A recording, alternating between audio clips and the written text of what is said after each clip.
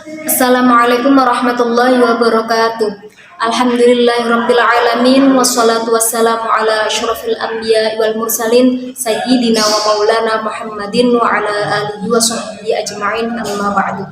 Yang terhormat Bapak Najib Syaifullah selaku dosen pengampu falsafah Al-Quran dan teman-teman seperjuangan yang saya sayangi. Saya melatih Mawadatul Fitrah dengan NIM 53020210103 akan sedikit menyampaikan materi UAS yang bertema falsafah tentang hukum. Baik, saya akan menjelaskan tentang maqasidus syariah. Islam adalah agama rahmatan lil alamin, agama yang memberikan kasih sayang kepada seluruh alam. Bukan hanya kepada manusia, akan tetapi juga memberikan kebaikan dan kasih sayang kepada semua makhluk, baik makhluk hidup maupun makhluk yang mati yang sering disebut benda. Seluruh syariat yang diajarkan, walaupun hal yang terkadang dianggap sepele seperti doa sehari-hari, menjawab azan, dan lain sebagainya, semua memiliki tujuan yang sangat baik. Hal ini dinamakan maqasidus syariah. Secara bahasa, maqasid adalah jamak taksir dari isim mufrad maksud, yang artinya tujuan. Setiap aktivitas baik di dalamnya mengandung tujuan. Begitu juga dengan syariah. Maqasidus syariah bila diartikan secara bahasa adalah beberapa tujuan syariah. Tujuan utama dari maqasidus syariah adalah merealisasikan kemanfaatan untuk umat manusia, masalih al-ibad, urusan dunia ataupun urusan akhirat. Para ulama menyepakatinya karena pada dasarnya semua ketentuan dalam syariat adalah bertujuan demi terciptanya masalah dan kemanfaatan, baik kebaikan dan kedamaian umat manusia dalam segala urusannya, baik urusan di dunia maupun urusan akhirat. Menurut Imam Asy-Syatibi, maqasidus syariah memiliki 5 hal inti. Yang pertama, hifdzuddin atau menjaga agama, hifdzun nasl menjaga jiwa, hifdzul akal menjaga akal, hifdzun nasl menjaga keturunan, dan hifdzul mal menjaga harta. Saya akan membahas satu persatu. Yang pertama, menjaga agama, hifdzuddin. Syariat Islam menjaga kebebasan berkeyakinan dan beribadah, tidak ada pemaksaan kehendak dan tidak ada tekanan dalam beragama. Allah berfirman dalam Quran surat Al-Baqarah ayat 256. Bismillahirrahmanirrahim. La ikraha fiddin, qad tabayyana rusydu minal ghayy. Yang artinya tidak ada paksaan untuk memasuki agama Islam, sesungguhnya telah jelas jalan yang benar daripada jalan yang sesat. Menjaga agama dalam maqasidus syariah juga merupakan upaya untuk menjaga amalan ibadah seperti sholat, zikir, dan lain sebagainya, serta bersikap melawan ketika agama Islam dihina dan dipermalukan. Begitu pula amalan ibadah juga berperan untuk menjaga keutuhan dan kemuliaan agama itu sendiri. Seperti sabda Nabi Muhammad, as-sholatu imaduddin, faman aqamaha faqad aqamaddin, wa man tarakaha faqad hadamaddin. Salat adalah tiang agama, barang siapa mendirikan salat maka ia menegakkan agama, dan barang siapa meninggalkan salat maka ia merobohkan agama. Yang kedua, menjaga jiwa atau hifdzun nafs. Berdasarkan peringkat kepentingannya, menjaga jiwa dapat dibedakan menjadi 3. Yang pertama, daruriyat, hajiyat, tahsiniyat. Yang pertama, daruriyat. Misalnya memenuhi kebutuhan pokok berupa makanan untuk mempertahankan hidup, yang jika kebutuhan ini tidak dipenuhi akan mengakibatkan terancamnya jiwa manusia dari kelemahan bahkan pada tingkat kematian. Yang kedua, hajiyat, seperti diperbolehkannya berburu dan menikmati makanan lezat, yang mana jika kebutuhan ini tidak terpenuhi sebenarnya tidak akan terjadi apapun, bahkan jika ada indikasi memaksakan akan mempersulit kehidupannya sendiri. Yang ketiga, tahsiniyat, ditetapkan tata cara makan dan minum. Hal demikian itu hanya bersifat kesopanan dan sama sekali tidak akan mengancam jiwa manusia ataupun mempersulitnya. Al-Quran juga sudah jelas agar umat manusia dapat memelihara jiwanya. Dalam Quran surat Al-Furqan ayat 68 yang berbunyi, A'udzubillahi minasyaitonirrajim, Bismillahirrahmanirrahim. Walladzina la yad'una ma'allahi ilahan akhar wa la yaqtulun nafsal lati harramallahu illa bil haqqi wa la yaznun wa man yaf'al dzalika yalqa athaman. Yang artinya, dan orang-orang yang tidak menyembah Tuhan yang lain serta Allah dan tidak membunuh jiwa yang diharapkan Allah kecuali dengan alasan yang benar dan tidak berzina, siapa yang melakukannya demikian itu niscaya dia akan mendapat dosa. Selain itu, menjaga jiwa juga erat kaitannya untuk menjamin atas hak hidup manusia seluruhnya tanpa terkecuali. Hal ini tercantum dalam Quran surat Al-Maidah ayat 32. Man qatala nafsan bighairi nafsin aw fasadin fil ardi faka'annama qatalan nasa jami'a wa man ahyaha faka'annama ahyan nasa jami'a. Yang artinya, barang siapa yang membunuh seorang manusia bukan karena orang itu membunuh orang lain atau bukan karena berbuat kerusakan di muka bumi, maka seakan-akan dia telah membunuh manusia seluruhnya. Dan barang siapa yang memelihara kehidupan seorang manusia, maka seolah-olah dia telah memelihara kehidupan manusia semuanya. Yang selanjutnya, hifdzul akal. Akal adalah suatu yang membedakan manusia dan makhluk lainnya. Inilah salah satu yang menyebabkan manusia menjadi makhluk dengan penciptaan yang terbaik dibandingkan yang lainnya. Akal akan membantu manusia untuk menentukan mana yang baik dan mana yang buruk. Penghargaan Islam terhadap peran akal terdapat pada orang yang berilmu, yang mempergunakan akalnya untuk memikirkan ayat-ayat Allah sebagaimana firman Allah Quran surat Al-Imran ayat 190 sampai 191. A'udzu billahi minasyaitonir rajim. Bismillahirrahmanirrahim. Inna fi khalqis samawati wal ardi wa ikhtilafil laili wan nahari laayatil liulil albab alladzina yadhkurunallaha qiyaman wa qu'udan wa 'ala junubihim wa yatafakkaruna fi khalqis samawati wal ardi Rabbana ma khalaqta hadza batila subhanaka faqina 'adzabannar. Yang artinya, sesungguhnya dalam penciptaan langit dan bumi dan silih bergantinya malam dan siang terdapat tanda-tanda bagi orang-orang yang berakal, yaitu orang-orang yang mengingat Allah sambil berdiri dan duduk atau dalam keadaan berbaring, dan mereka memikirkan tentang penciptaan langit dan bumi seraya berkata, Ya Tuhan kami, tiadalah Engkau menciptakan ini dengan sia-sia, Maha suci Engkau, maka peliharalah kami dari siksa neraka. Selanjutnya, hifdzun nasl atau menjaga keturunan. Kemaslahatan utama yang dilindungi syariat melalui poin ini adalah keberlangsungan suatu generasi manusia, untuk mencegahnya dari kepunahan dengan upaya-upaya yang mengacu pada kebaikan di dunia dan akhirat. Salah satu poin dalam sebuah pernikahan adalah lahirnya generasi penerus yang diharapkan dapat berkontribusi lebih baik. Keturunan menjadi penting. Salah satu yang mencelakai penjagaan keturunan adalah dengan melakukan zina.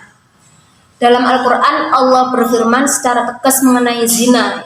Quran surat An-Nur ayat 2. Az-zaniyatu waz-zani fajlidu kulla wahidin minhuma mi'ata jaldah. Wala ta'khudkum bihima ra'fatun fi dinillahi in kuntum tu'minuna billahi wal yawmil akhir wal yashhad 'adzabahuma ta'ifatun minal mu'minin. Yang artinya, pezina perempuan dan pezina laki-laki dalam masing-masing dari keduanya 100 kali, dan janganlah rasa belas kasihan kepada keduanya mencegah kamu untuk menjalankan agama hukum Allah. Jika kamu beriman kepada Allah dan hari kemudian, dan hendaklah pelaksanaan hukuman mereka disaksikan oleh sebagian orang-orang yang beriman. Selanjutnya, hifdzul mal atau menjaga harta. Pembahasan perkara harta lebih ke arah interaksi dalam muamalah. Menjaga harta adalah dengan memastikan bahwa harta yang kamu miliki tidak bersumber dari yang haram, serta memastikan bahwa harta tersebut didapatkan dengan jalan yang diridhoi Allah, bukan dengan cara yang batil. Sebagaimana Allah berfirman Quran surat Al-Baqarah ayat 188. Wala taqulu amwalakum bainakum bil batil wa tudlu biha ilal hukam litaqulu fariqam min amwalin nasi bil itsmi wa antum ta'lamun, yang artinya, dan janganlah kebahagiaan kamu memakan harta sebagian yang lain di antara kamu dengan jalan yang batil, dan janganlah kamu membawa urusan harta itu kepada hakim supaya kamu dapat memakan sebagian daripada harta benda orang itu dengan jalan berbuat dosa padahal kamu mengetahui. Dari semua paparan di atas tampak bahwa maqasidus syariah merupakan aspek penting dalam pengembangan hukum Islam, sekaligus sebagai jawaban bahwa hukum Islam itu dapat dan bahkan sangat memungkinkan beradaptasi dengan perubahan-perubahan sosial yang terjadi di masyarakat. Adaptasi yang dilakukan tetap berpijak pada landasan-landasan yang kuat dan kokoh serta masih berada pada ruang lingkup syariah yang bersifat universal. Ini juga sebagai salah satu bukti bahwa Islam itu selalu sesuai untuk setiap zaman dan pada setiap tempatnya. Materi selanjutnya yaitu pilar-pilar kebangsaan. Salah satunya adalah Pancasila. Pancasila menurut Al-Quran. Sila yang pertama adalah ketuhanan yang Maha Esa. Sila ini memiliki dasar di dalam Al-Quran, yaitu Quran Surat Al-Ikhlas ayat yang pertama. Qul huwallahu ahad. Katakanlah wahai Muhammad, dialah Allah yang Maha Esa. Konteks ini membicarakan tentang perdebatan Nabi dengan orang-orang musyrik yang ada di sekitarnya. Berdasarkan riwayat dari Ahmad, Tirmidzi, dan Ibnu Jarir dari Ubay bin Ka'ab menjelaskan bahwa orang-orang musyrik bertanya kepada Rasulullah tentang nasab Tuhannya. Kemudian Allah menurunkan Qul huwallahu ahad. Yang kedua, kemanusiaan yang adil dan beradab. Asas keadilan di dalam sila ini dapat ditemukan di dalam Quran Surat Asy-Syura ayat 15. Bismillahirrahmanirrahim. Falidzalika fad'u wastaqim kama umirta wa la tattabi' ahwa'ahum wa qul amantu bima anzalallahu min kitabin wa umirtu li'adila bainakum Allahu rabbuna wa rabbukum lana a'maluna wa lakum a'malukum la hujjata bainana wa bainakum Allahu yajma'u bainana wa ilaihil masir, yang artinya, maka karena itu serulah mereka kepada agama ini dan tetaplah sebagaimana diperintahkan kepadamu dan janganlah mengikuti hawa nafsu mereka dan katakanlah, aku beriman kepada semua kitab yang diturunkan Allah dan aku diperintahkan supaya berlaku adil di antara kamu. Allah lah Tuhan kami dan Tuhan kamu. Bagi kami amal-amal kami dan bagi kamu amal-amal kamu. Tidak ada pertengkaran antara kami dan kamu. Allah mengumpulkan antara kita dan kepadanya lah kembali. Mahal as-Shahid, ayat ini membicarakan persoalan keadilan terhadap pada redaksi wa umirtu li'adila bainakum, dan aku Muhammad diperintahkan supaya adil kepadamu. Maksudnya keadilan di dalam ayat ini menurut mufassir dari Cordoba Spanyol Al-Qurtubi adalah keadilan dalam segala hal, dan ada pula yang menyatakan keadilan hukum. Yang selanjutnya sila ketiga Persatuan Indonesia. Indonesia merupakan beragam suku, ras, agama, dan budaya. Perbedaan ini jika tidak dipupuk dengan baik akan berpotensi menjadi konflik yang dapat mencela bangsa. Oleh karena itu di dalam sila yang ketiga ini dijelaskan tentang persatuan Indonesia. Asas persatuan juga diajarkan Al-Quran di dalam surat Al-Imran ayat 103 yang berbunyi Bismillahirrahmanirrahim. Wa'tasimu bihablillahi jami'an wa la tafarraqu. Wadhkuru ni'matallahi 'alaikum id kuntum a'da'an fa'alafa baina qulubikum fa asbahtum bi ni'matihi ikhwana wa kuntum 'ala syafa hufratin minan nari fa anqadhakum minha. Kadzalika yubayyinullahu lakum ayatihi la'allakum tahtadun, yang artinya dan berpeganglah kamu semuanya kepada tali agama Allah dan janganlah kamu bercerai-berai, dan ingatlah akan nikmat Allah kepadamu ketika kamu dahulu masa jahiliyah bermusuh-musuhan, maka Allah mempersatukan hatimu lalu menjadikan kamu karena nikmat Allah orang-orang yang bersaudara, dan kamu telah berada di tepi jurang neraka, lalu Allah menyelamatkan kamu daripadanya. Demikian Allah menerangkan ayat-ayatnya kepadamu agar kamu mendapat petunjuk. Konteks ayat ini membicarakan tentang dua suku Aus dan Khazraj. Pada saat mereka telah masuk Islam, suatu hari mereka membicarakan masa lalunya yang sering berperang dan bermusuhan, karena teringat kembali masa lalu yang buruk itulah.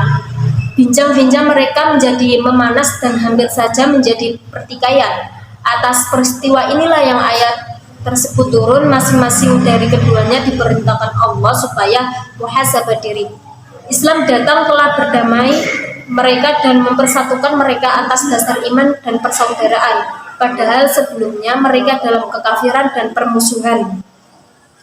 Selanjutnya sila keempat, kerakyatan yang dipimpin oleh hikmat kebijaksanaan dalam permusyawaratan perwakilan.